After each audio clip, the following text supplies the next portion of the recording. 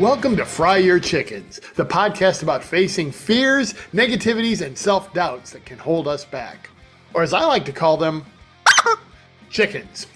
Get ready because it's time to tell those chickens that are holding you back to shut the cluck up and to learn how real people did exactly that. I'm your host, Phil Barth. Let's get ready to fry.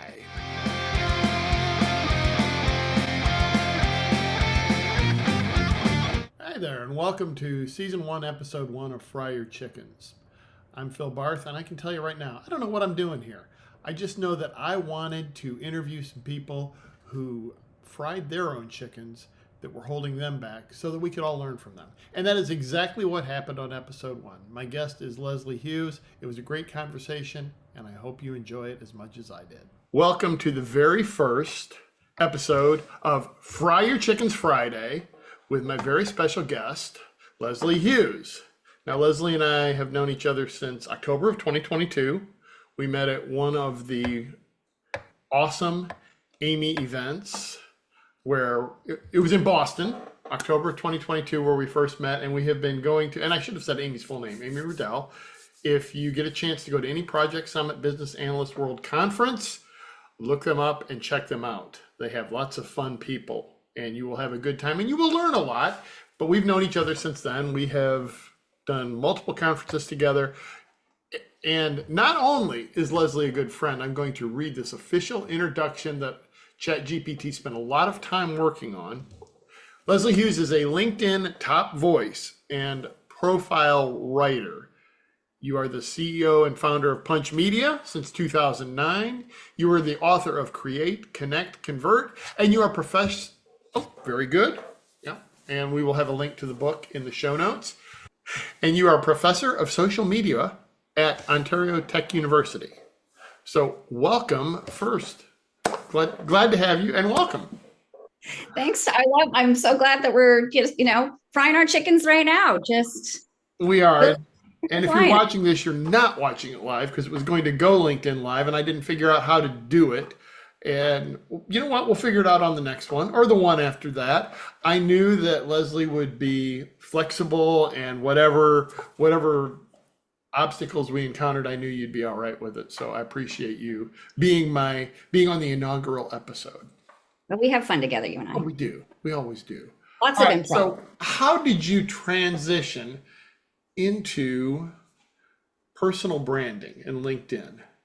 Okay. So the short form of it, I've been in marketing so I got a degree in university, and we're going to go way back, in psychology, but then I really loved marketing. So I kind of I started working as an admin assistant and then became a coordinator and all those other things. And I just kept kind of going into that marketing direction, but I have been working in marketing online since the late 90s. So like 97, I was actually buying banner ads for a wedding magazine up here in Canada called Wedding Bells that then was bought by the Wedding Channel and blah, blah, blah. And so it was, so I started in the digital marketing way back then, went through a few different jobs. So I won't go through all the details, but getting into the personal branding side, in 2009, when I started up my own business, I was in love with social media. It was such a perfect dovetail for me as a gal who loved to reconnect with people that I went to school with. And it was also a great business tool. And so it just dovetailed together from storytelling and social media. I just loved everything about it. And so again, I'm trying to skip over a few steps. Started teaching about social media. And then my first clients right off out of the gate when I first started my business was the Make-A-Wish Foundation Canada. And also, I guess it would be like your PBS is TV Ontario. So those are my two big clients that I was white knuckling it from the very beginning. And then, so while I have been teaching digital strategy for a long time, very long time I was teaching at Durham College before, still at Ontario Tech University, I narrowed my niche into the LinkedIn space because that's where the money is. That's where all the professionals are. So I was like, yeah, this one's not so sexy, but it's also, there wasn't as much competition in the LinkedIn space when I started. So yeah, so I kind of moved into that. And so I wear a lot of different hats, but and I love to help people tell their story. I love that. Okay, so I want to get into the chickens here in a minute, but before we do that, I see this highlight of diaper disco. Yes. Tell me about diaper disco because, as you know, I have talked about the time I had to, for product testing only, not personal reasons, I had to wear an adult diaper. So please tell me about diaper disco. Okay, so that was right before 2009. And so it does actually kind of go well with my story because what happened was before I actually went through here in Ontario, where I live, and just outside Toronto, we had I was able to start my business because of government funding, which was fantastic. So right before that, right before I actually went through this whole business, the startup business, I was just like, okay, I want to be an entrepreneur. I had my son 2 years prior, and then thought like, what could I do as sort of like a money making, like be an entrepreneur. So I had seen this business in the United States called Baby Loves Disco. And the idea was you'd rent out a nightclub during the day on a Saturday.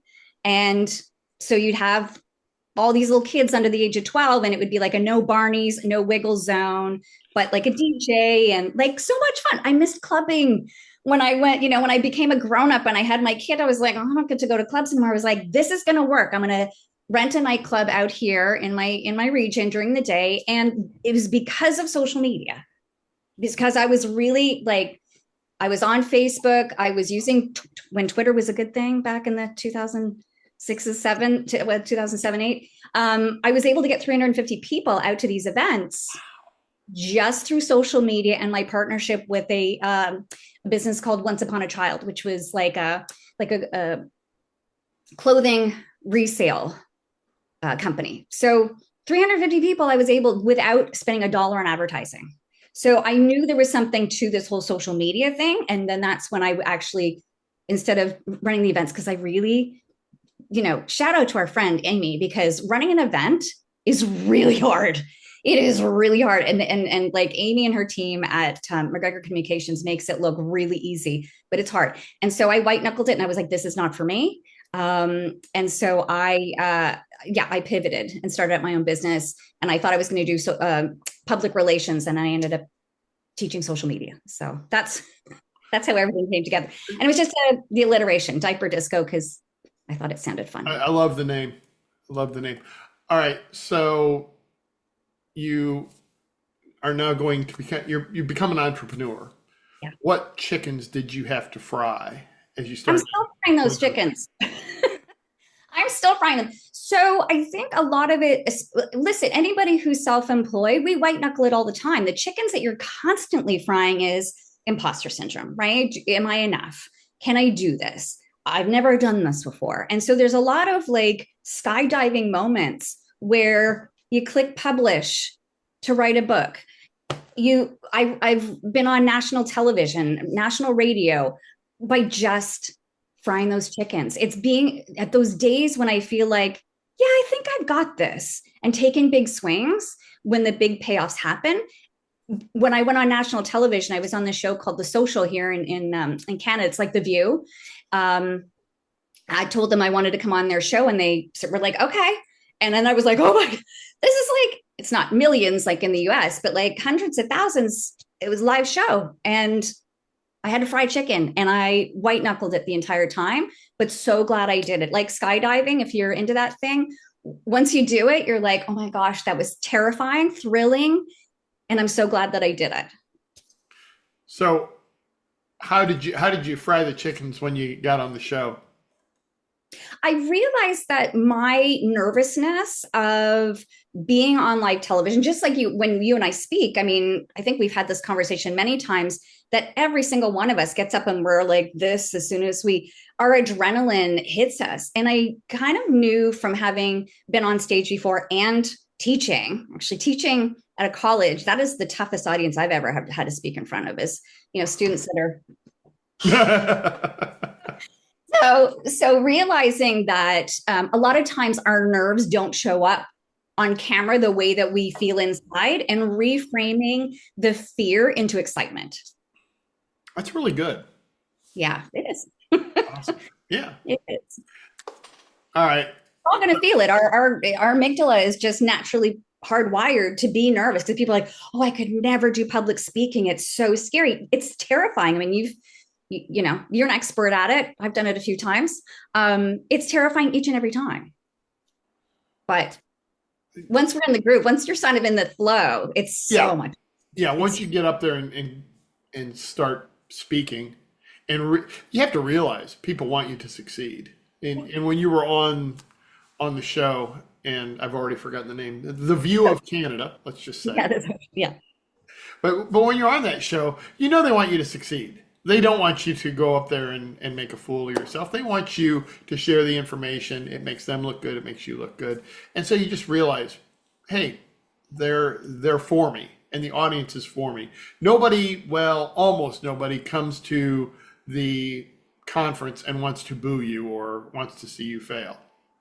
It's about, I think I realized early on too, it's about getting out of your own way and real. And to your point, like they want you to succeed, but they're there to be entertained, engaged, you know, educated, whatever it like, or all of the, hopefully all of the above. But everybody just wants to be entertained. It's an experience. So as long as you can bring that to the table, I think that's more important. That's really good. All right, so now we're going to move into the next thing. Now, Leslie and I are both big time AI geeks, and we are sharing tricks and tips back and forth all the time. But you have recently, and agreed to talk about this here, you have recently had some health issues. And just tell us as much as you want to about that, and more importantly, how AI helped you fry the chickens. Okay, so as a chatty girl, how to keep this short and sweet. So you and I both have been, you know, dabbling in this ChatGPT stuff since it launched, and finding innovative ways to get it, you know, for not just our professional lives, but for our personal lives as well. And so I've been struggling with health issues for 35 years, and so prior to what I just hit, I'm getting, you know, I'm just recovering from, in the midst of recovery from. I was using it to get advice and recommendations about the kinds of like nutrition or vitamins that could help support, like the supplements that could support my journey to wellness, right? So if there was gaps in my blood, so I would actually upload my blood results and go, what should I be taking? What should I be doing? How can I be optimizing my health? And so that was even prior to when I was diagnosed with aplastic anemia in March of this year. And so through my health journey, right? So I was admitted to the most amazing cancer center here in Toronto called Princess Margaret. And so during this experience, I could self-advocate, I could self-educate. What is aplastic anemia? What can I expect from this?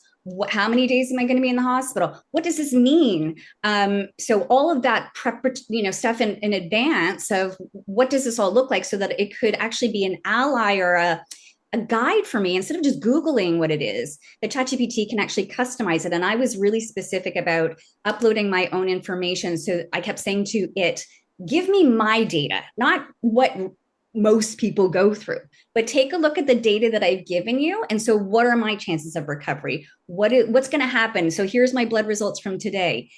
What's going to happen tomorrow? And give me some of these, what I call miracle metrics, that I could look forward to the next day, that I could hang on to the hope of tomorrow's going to be a better day. Tomorrow's going to be a better day. And I didn't let me have any kind of setbacks if there was a hiccup or a day that things didn't go as well as I wanted it to.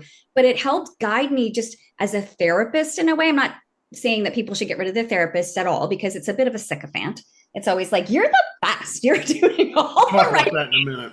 Yeah. So, and I want to say that it's not to replace any doctors, right? Like ChatGPT is not there to replace doctors. It does hallucinate. It does make mistakes, and makes mistakes quite frequently, quite frankly. So I have to make sure that I'm prompting it and saying, no, go back and check it again. So it's not remembering every single thing, but as I say, it's providing me with enough education that I don't have to wait for the doctor to come and tell me what's happening. When I meet with my doctor, we can get through all of the the basic information, so that I can kind of try to level up when I have the meeting with them. And I just felt really much more prepared to know what I was going into as I'm going through it, as I'm going through recovery. What does this all mean? How do I recover? And again, when I was on, I think I told you I was on like heavy duty steroids as I was going through this. And my brain, I was just like, I don't even know how to talk about this because my brain was not only a squirrel, but like a squirrel on cocaine or something like that, because it was like, my brain was going nuts. And so ChatGPT just sort of helped me get from here to here, and it kept track of all of it. Like it stayed with me on this journey.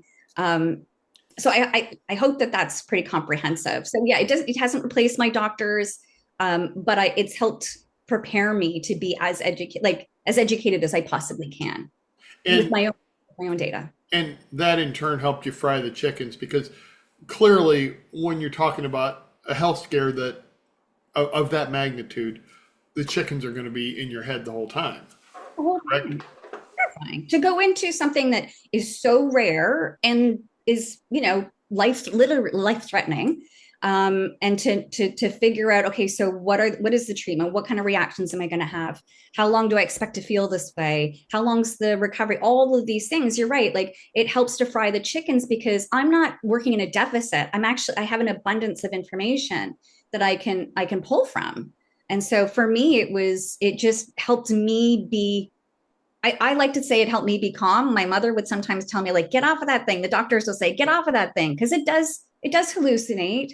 And I was kind of spiraling a little bit, but then I would rather be more educated than not. And so that's my personal journey and that's the way I feel better. But some other people are like, no, I want to go in and have no idea what's going on. Okay. Yeah. And it's what worked for you. Yeah. I would be in the same boat. Whenever I have anything, and I have certainly never had anything to the level of what you're talking about there, but even a reaction to a bug bite or whatever, I'm on ChatGPT. Let me know is this normal? Is this, as you're going through the path and I think we talked about the time I removed the shelf from my bar area with my head, gave myself a concussion. Actually, it was Claude in that case that had the more detailed information, but still, it was AI. And some of us want to know everything we're up against. In other cases, and I can say there's probably some cases where I wouldn't want to know. And so then in that case, I don't go to ChatGPT. You touched on something with ChatGPT, and it's not really tied to frying your chickens per se, but it is something that you and I are both concerned about. And that is that you can either inadvertently or advertently train ChatGPT to be a giant kiss ass. You said sink fat. I use the more crude term of ass kiss. And so you've seen this, right? Where it's just like, oh, you're wonderful. Everything you do is perfect. Yeah. Oh. How do you get around that? Or do you? I think I just skim through that now. Like I think I just get right to the meat of it. If I wanted to, and I thought about this, I could, with my custom GPT that I use or within the instructions, I could say, don't be a kiss ass or stop blowing smoke. Let's just get real. But I think the tonality that I have in my particular instructions are be fun, be playful, and so I like how cheeky it can be sometimes. But it is a kiss ass. And I think, again, putting the right instructions in there. And I think I even said recently, someone said, like, always be thinking about the opposite side of things, or like argue within itself and make sure that it has like a 360 view as opposed to just agreeing with everything I say. Those are good. And I guess that prompt, I haven't tried that one very much. It's like, okay, tell me why you're wrong. Tell me why I'm not. The two that have worked for me is okay, you are now Gordon Ramsay or you are now Simon Cowell, the American Idol guy, and now give me feedback, and then it comes out with the gloves on. But sometimes that's what you want, because as much as that we talk about the chickens that are fear, negativity, and self-doubt, there's also the chicken that's like, oh, you're so good, you don't need to worry about this, and that's what it's doing, and that chicken's got to go too. Yeah, I think most of us sort of need the encouragement. And that's what I like about it. It's like you've got and then sometimes I'm just like, eye roll. Okay. like it's a lot, you've got this. And, all right. I realize that but it's given me a lot of motivation, even like this the sycophant nature of it, or the kiss ass nature of it. I get a little puffed up. I'm not gonna lie. I'm gonna be like, yeah, it's got my back, right? I Yeah. mean, we're all sort of the psychology about when we're using it. I mean, some of us don't even call it an it. We're calling it a him or a her or a they, or like we're actually humanizing our ChatGPT. Definitely you. How do you, or Yeah. whatever. Always. It, yeah, Yeah, yeah. always. The problem I had with it was when I was trying to find out where I ranked in terms of stress management speakers, and said, "Oh, you're the second best." I think in Ohio, and so then I went up to my wife's computer, which does not have Chat GPT, does not know that it was me up there, and I wasn't even in the top 100. And so I came back down to my computer. I said, "Okay, what's going on?" Well, this is your account. It's like, and you think I don't want the truth? Yeah. So So I don't know why I went there, other than to say, yeah, that's another chick. Oh, you're so beautiful, you're so wonderful, you're so good. Time for that, but then there's also a time to get real. Yeah. I keep throwing them, but I got another 100 over here. And so I've been for the past well over a year, because I realize it's going to replace, I mean, it already has replaced Google, like as insofar as Google being the almighty of all things search related. Um, AI, everything's based on AI now, right? So how do we now optimize in an AI world? And I'm still struggling with that. Like I'm still trying to get my website optimized for that and so forth. Because I, like you, I'm like, I want to be the first person that comes up if someone says, I need a LinkedIn profile writer, I need a Absolutely. LinkedIn trainer. So I haven't figured out that yet. And I'm sure there's going to be a whole new industry of people that are going to be experts in that. Oh, oh yeah, for sure. You're talking about Google is going the way of the dinosaurs, and part of it is because they sell ads. So whatever comes up on top of your Google search is the one that gave them money, not the right answer.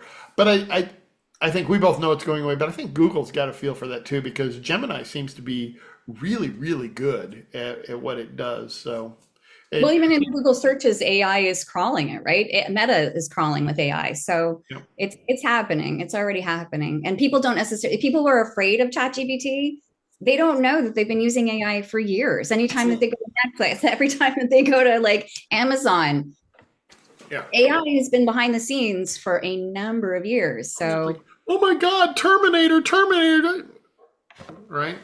yeah, And yeah. I as don't much want as the I, internet to know all my business. Guess what? If you yeah, have one of these in your pocket, the internet already knows your business. I'm yeah, sorry.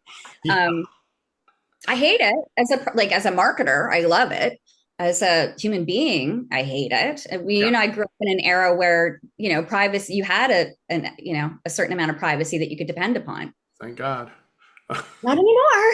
Not I know, anymore. So and that's what I work with scouts and teenagers a lot, and I tell them, you know, whatever you are going to put into Chat GPT, put out on social media, just be prepared for it to be on the evening news. well, Think and of it that's that way. interesting that you say that about with the Chat GPT, because specifically, if we go back to that sort of me uploading all my health information, and what I've said at the Project World BA conferences too, is I have been using this. I have been putting my own personal health information into a database.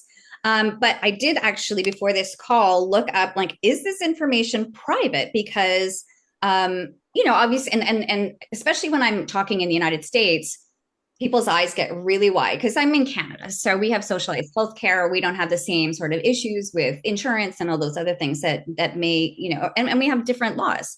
And so with the HIPAA rules, ChatGPT is not HIPAA compliant. So, but the information is like the chat is private. So no one can say, tell me about Leslie Hughes's blood issues or aplastic anemia issues or whatever it is. That's not going to come up into somebody else's feed. Like even in insurance companies, according to ChatGPT, we're trusting the source here, that the information is private to me and not public to the to the World Wide Web yet. Hopefully never. But we also did trust Facebook for a long time that wasn't going to go Huh? public, and it did. And so Anyway, so some of the tips that ChatGPT said was like I could, we could, if you're uploading this kind of information, summarize and anonymize the data. You can turn off the ChatGPT history, and obviously what I have not done is I don't think I've put in my full name or my health provider's info or any other identifiable records or things like that that would make things more difficult for me. So it says the data is not indexed by search engines, the chats are not public or discoverable. So the information, according to ChatGPT itself, says my info is private unless I choose to share it. But we also know that data has changed, or the rules and regulations specifically of ChatGPT has changed, that they have to keep a history of the conversation. So I'm aware of what I'm going into when I'm using this data and information, and when I'm uploading it, I'm aware. Right now, I'm like, what's someone going to do with that? Right. If they got a hold of it, I don't think. For me, I'm not concerned, but it could bite me in the butt at some point. I don't know.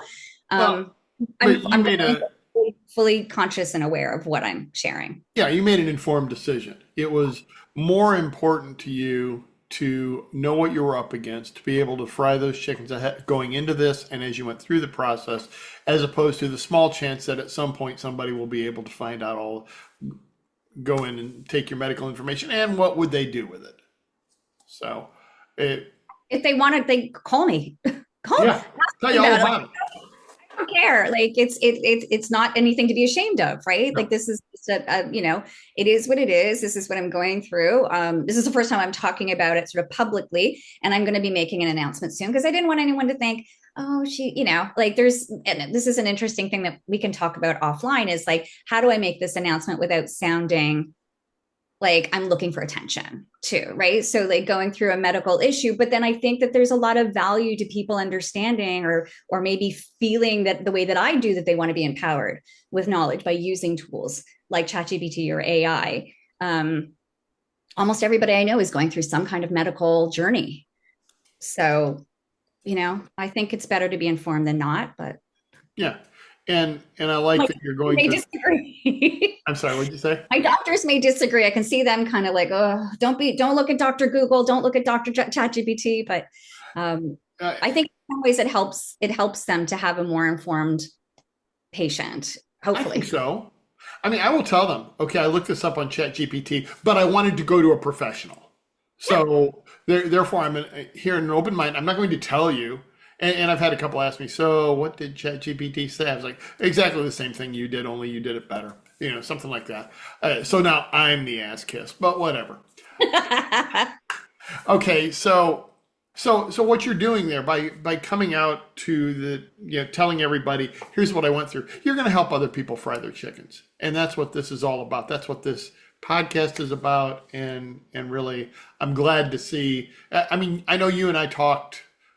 I think the day before you went into the hospital, we The were day before, we I was were loading up with groceries. Remember, I was like, I gotta bring my yes, snacks. yeah. I The was in hospital Toronto, and and yeah, and it was the day before. I remember that now, and so it's great from a personal point of view to see you doing so well, and it's great to see you that you fried all these chickens, which brings us to the question of the day. What chicken do you constantly have to fry, and what tricks have you learned about frying that chicken? the imposter syndrome, it is something that I struggle with all the time, and yet this is what I help other people do for a living. So as a LinkedIn profile writer, I'm often asking people, what's your story? What's your professional story? What are your biggest, proudest accomplishments, so that I can weave that story into their LinkedIn? We don't want to have LinkedIn profiles that are all just cookie cutter the same. I'm a team player. Like I'm whatever I'm a team player, I'm a great leader, listen, we have to tell individuals. Passionate. I'm passionate. Is to tell each individual story. But Phil, I will tell you that no matter how high up the food chain, like the top cluck out there, every person that I've talked to, from chief cook to bottle washer, everybody's like, oh, I don't like talking about myself. This makes me feel so uncomfortable. I think people are going to think that I'm bragging. So it's interesting that it's something that I struggle with all the time, of imposter syndrome. Am I enough? Do people give a crap about what I have to say? And yet here I am, the biggest cheerleader for getting other people to tell their story. So here's a couple of reframes for anybody that it has to tell their story and they want it fry those chickens. So number one, LinkedIn's the channel where you're supposed to include your accomplishments. So that's should be number one. Number two, people who want to work with the best. They want to work with the best in class, the person who shows up with energy and passion and is driven to produce results, not the person who's like, yeah, I kind of can do some of the stuff some of the time for all the people in the world. Like I do all the things all the time for all the people in the world. Like, well, how does that make you unique? How does that make you stand out with your brand out? And so I do a lot of that cheerleading to get people to really feel like, yeah, I should tell my story. I should embrace those biggest, proudest moments. You don't have to feel like you're bragging. Yeah, I thought it was Muhammad Ali, and I heard I can't remember the name of the person now. It was a baseball player, I believe. Dizzy Dean? Dizzy Dean, who said, it ain't bragging if you did it. Right? Yeah. So if you did it, put it out there. And so it's my ongoing chicken that I don't love bragging about myself, but there are things that I have accomplished and I want to say to other people, just do it. Just fry those chickens. So even though I'm terrified all the time about doing new things and doing new presentations, I don't know, I guess to quote Nike, just do it. Get out of your own way. Love it. Where can people find you? LinkedIn. So I am a LinkedIn top boy. So that's how you can find me, even though my name is very common. Yoo-hoo! Look at that. So Leslie Hughes on LinkedIn. It should be Leslie-Hughes if you're looking for me on LinkedIn. That's probably the best place. I mean, that's where I spend most of my time. So or they can email me, leslie@punchmedia.ca. That's another place. And I'll put links in the show notes. Now that it's a podcast. Amazing. It's been great talking to you, as always. Thank you for being the inaugural guest. We kind of slogged through the tech problems, but hey, if you're watching this right now, you'll know we made it all the way through the tech problems. And if you're not watching it right now, well, then I got nothing left for you. Too bad for you if you're not watching. Exactly. You missed it.